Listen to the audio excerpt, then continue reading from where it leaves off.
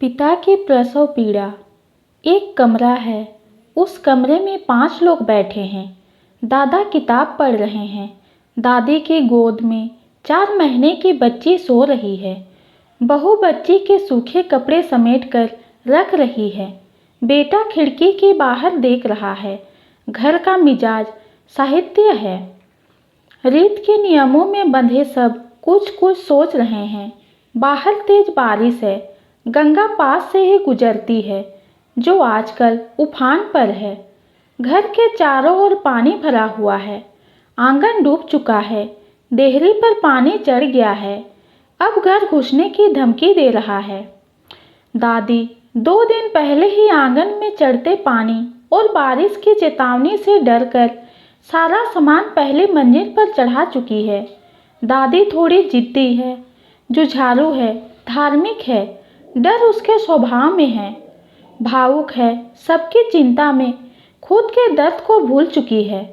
शायद ही शरीर का कोई हिस्सा होगा जो दर्द नहीं करता होगा, पर सुबह से शाम तक लगी रहती है, कुछ ना कुछ करती रहती है, तब तक जब तक शरीर त्राही माम चिल्लाना शुरू ना कर दे। बेटा अपनी माँ से नाराज है।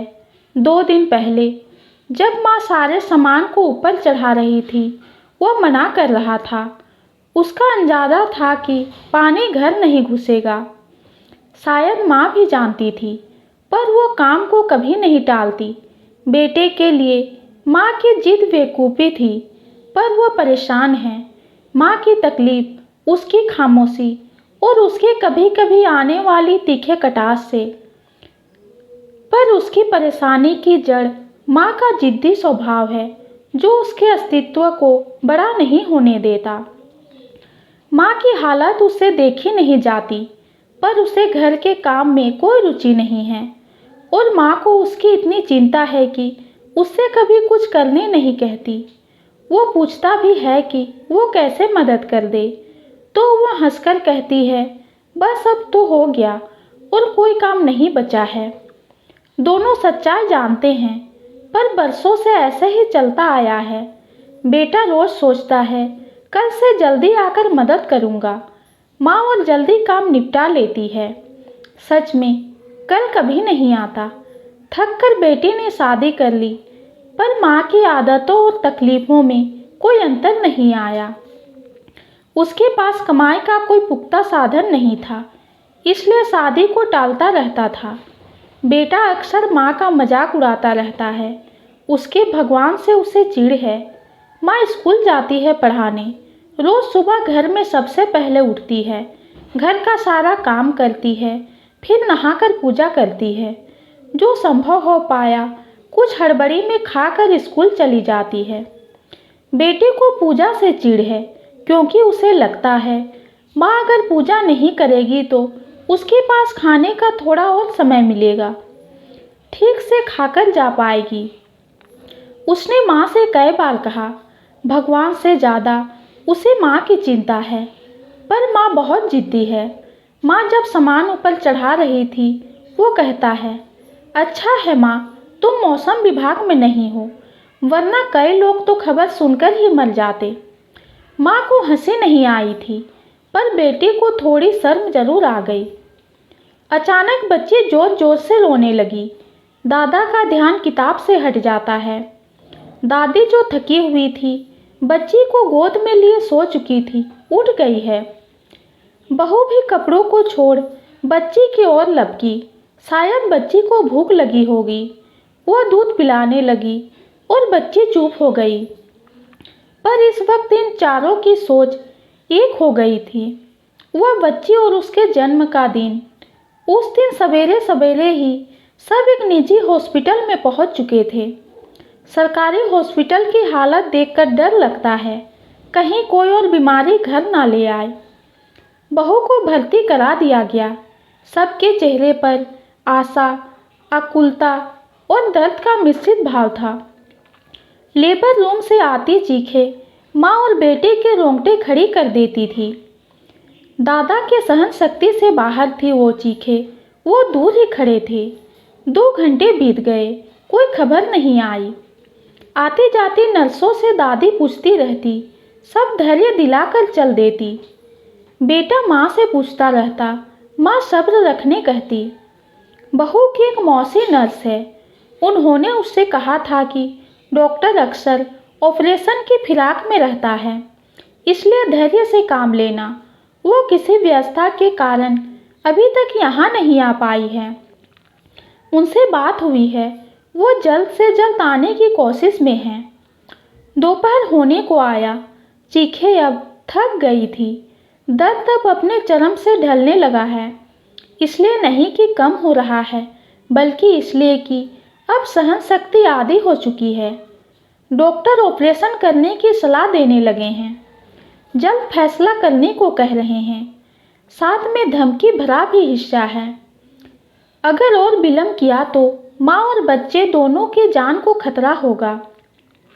बहू ने सास और पति से कई बार आग्रह किया था, कुछ भी हो जाए ऑपरेशन नहीं करवाने का।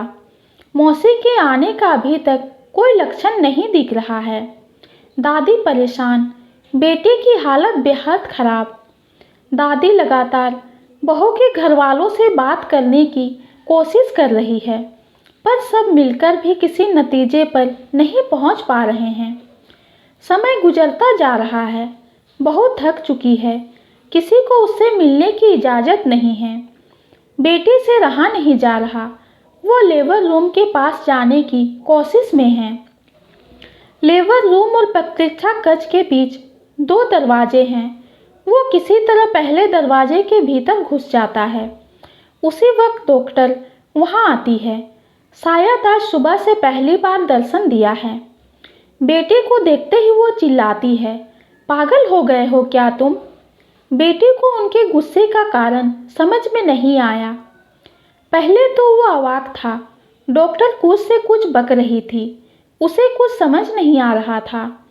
उन्होंने फिर पूछा, पागल हो गए हो क्या तुम? समझ तो अभी भी कुछ नहीं आया था उसे, पर गुस्सा जरूर आ गया था। उसने भी पलट कर बोल दिया, हाँ पागल हूँ मैं। वहाँ जो दर्द से चीख रही है वो मेरी बीवी है, होने वाला बच्चा मेरा बच्चा है। मुझे चिंता है, मैं मिलना चाहता हूँ। अगर ये पागलपन है तो हाँ मैं पागल हूँ। डॉक्टर को शायद ऐसे जवाब की अपेक्षा नहीं थी। वो भी शायद थोड़ा डर गई, पर असीमता बचाते हुए ऊंचे स्वर में बोल दी, तो चले जाओ अंदर। बेटे को तो मौका चाहिए था। वो अंदर चला गया। अंदर का दृश्य देख उसकी रूह कांप गई। उसकी पत्नी लेबर बेड पर थकी हारी लेटी है, जितनी हिम्मत बची है उसमें मदद मांग रही है। नर्सों का जोड़ा कोने में बैठकर हंसी मजाक कर रहा है। बेटे का गुस्सा आसमान छू गया। वो नर्सों पर बिगड़ पड़ा। नर्सों ने कहा, डॉक्टर ने मरीज को हाथ लगाने से मना किया है। बेटा अपनी पत्नी के पास पहुंचा, पूछा कैसी हालत है। वह दर्द से थक चुकी है, फिर भी धैर्य से बोलती है, ठीक है। ऑपरेशन की बात पर बोली, मौसी को आ जाने दे, तभी कोई फैसला करें। इसी बीच नर्सों ने बच्चों की धड़कन की जांच की, बेटे को भी सुनाई। सुनकर एक पल को हर्षित हुआ, पर गुस्से ने उसे फिर आ घेरा। वह फिर नर्सों पर बिगड़ पड़ा। हल्ला सुनकर माँ अंदर आ गई। बात कहीं और ना बिगड़ जाए, उसने बेटे को किसी तरह वहाँ से निकाला। बाहर आकर फिर वही घबराहट, पर अब गुस्सा भी था दोनों में। माँ तो गुस्से पर काबू कर लेती है, पर बेटा आग बबूला है। माँ उसी पर गुस्सा जाती है। ठीक ही था, बेटे के गुस्से से कुछ हासिल नहीं होने वाला था। बेटा भी समझ रहा था, पर गुस्से पर फिलहाल उसका काबू नहीं था, इसलिए वो सड़क पर बाहर चला जाता है। थोड़ी देर बाद वो वापस आता है। हालात में कोई अंतर नहीं आया था। माँ और पिता को परेशान देखकर भी चुप है। दोनों ऑपरेशन करवाने की चर्चा कर रहे थे। बहू के घर से अभी तक कोई नहीं आया था। शाम होने को थी। डॉक्टर लगातार ऑपरेशन जल्दी से जल्दी करवाने की सलाह दे रही थी। आखिर में दादा ने फैसला किया, अब और देर करने का कोई फायदा नहीं। बहू को ऑपरेशन कक्ष में ले जाने लगे। बेटा अपनी पत्नी के हाथ पकड़े उससे कह रहा है, सब ठीक हो जाएगा, चिंता ना करें, सब लोग यही उसके साथ हैं। उसने भी नियति के इस खेल से हार कर ऑपरेशन को मानसिक रूप से स्वीकार कर लिया। आधे घंटे तक ऑपरेशन चला। सब बाहर बेसब्री से इंतजार कर रहे थे। थोड़ी देर बाद नर्स बाहर आई और बोला, मुबारक हो, राजकुमारी आई है। सब बहुत खुश हुए। इस घर में बेटे और बेटी में कोई फर्क नहीं किया गया था कभी। तभी डॉक्टर ने दादी और बेटे को ऑपरेशन कक्ष में बुलाया। पोती को देखकर दादी की आंखों में आंसू आ गए। पिता बनने की खुशी अभी तक बेटे के चेहरे पर नहीं आई थी। वह अभी तक स्तब्ध था। दोनों के चेहरे भावविहीन थे। तभी डॉक्टर के इन शब्दों ने दोनों के होश उड़ा दिए। आप लोगों ने तो बेटी को मारने का पूरा इंतजाम कर लिया था। बेटी के समझ में ज़्यादा कुछ तो नहीं आया, पर इस पल में गुस्सा उसके सिर के ऊपर से बह गया। माँ को भी गुस्सा जरूर आया होगा, पर उस पर काबू करते हुए पूछा, क्या हुआ? डॉक्टर ने कहा, ऑपरेशन में देरी की वजह से बच्ची के सिर में आंतरिक चोटें आई हैं और उसके शरीर में ऑक्सीजन की भारी कमी है। वो रोई भी नहीं है।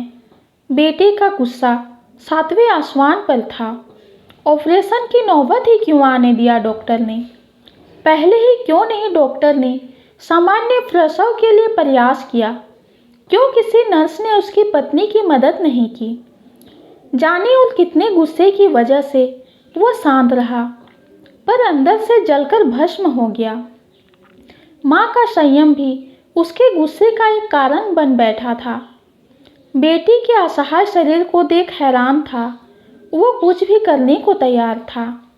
दादी ने डॉक्टर से पूछा, क्या करना चाहिए? डॉक्टर ने बच्ची को दूसरे डॉक्टर के पास ले जाने को कहा। कोई और चारा भी नहीं था। सब बच्ची को लेकर चल पड़े। वहाँ डॉक्टर ने उसे भर्ती किया।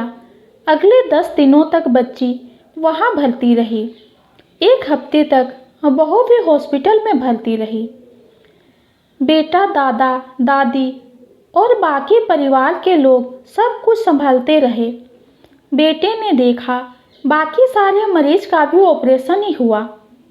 क्या जब ऑपरेशन का विकास नहीं हुआ था तब बच्चे नहीं होते थे? सिर्फ पैसे के लिए डॉक्टर मरीज से खेलता रहता है, वो सोचता रहा। डॉक्टर ने बिल से भी ज़्यादा पैसों की मांग की। नर्सों ने बख्शिश मांगने में भी कोई शर्म नहीं दिखाई। महंगी से महंगी दवाई मंगवाई गई। पैसे का मोह बहुत नहीं था बेटे में, पर सबके लालच को देखकर वह सर पीटकर सोच रहा था, ऐसे समाज में क्यों उसने बच्चा पैदा कर दिया। ये कहानी आपको कैसी लगी कमेंट में ज़रूर बताइए। कहानी पसंद आती है तो चैनल को लाइक और सब्सक्राइब कीजिए। कहानी सुनने के लिए आपका बहुत बहुत धन्यवाद।